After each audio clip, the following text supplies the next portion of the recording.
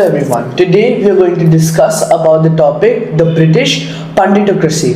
The British had decided to divide the people on the basis of their religion to have a complete control over the Indian people. People here referred as the majority population, which are the Hindus and Muslims. The British had come to know that Hindus and Muslims have had a strong bond since a long time. They helped each other's building their shrines. But the only solution to this was dividing them by some manipulation to colonize the Indian subcontinent completely. To divide India, they studied our Shastras, which were a set of legal principles which helped them to create a dispute between the Indian civil society. As the British could not read the ancient Sanskrit texts, they asked their Brahmin advisors to create a code based on their knowledge of Indian religious texts and customs. The resulting output was an Anglo-Brahminical text which favored Brahmin in various ways. Prior to this, scholars argued disputes between the Indian civil societies were settled by jatis or biradari.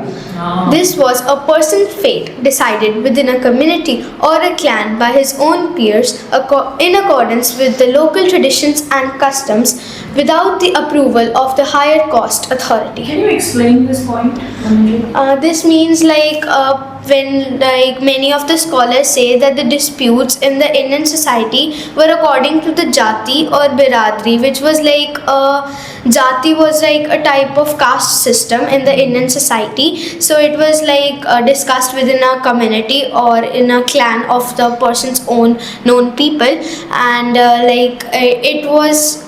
it took place without the approval of the higher caste authority.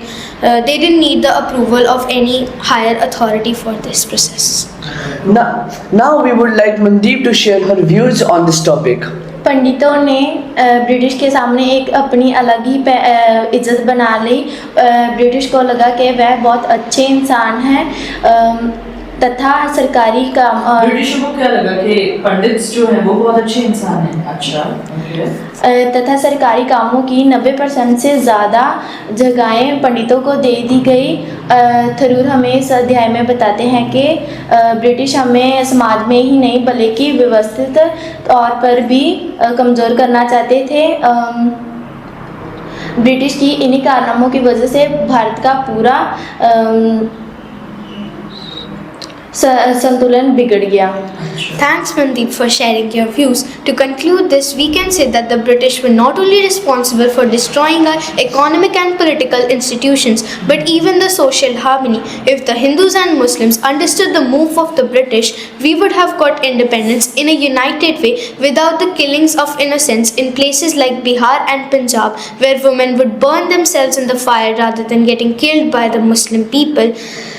We must say that unity is really important in all of our faces, even in our day-to-day life. Thank you so much everyone for showing trust and patience in our presentation. Thank you very much. Many questions for them.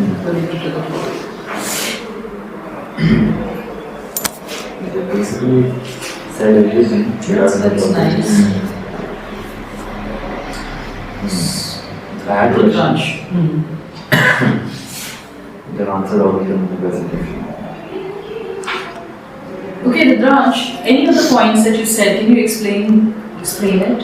So I can explain the point when to divide India, they studied our Shastras.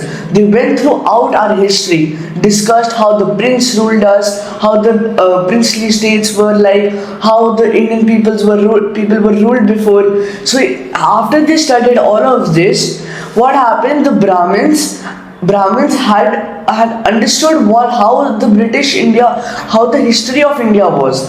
So what they did, they took advantage of this and captured most of the places, most of the land, and they can even if they had worked a little bit more smarter, we could even have also get independence from British due to the knowledge that Brahmins had after studying the Shastras. So Brahmins were enlightened after studying the Shastras. Good, very good.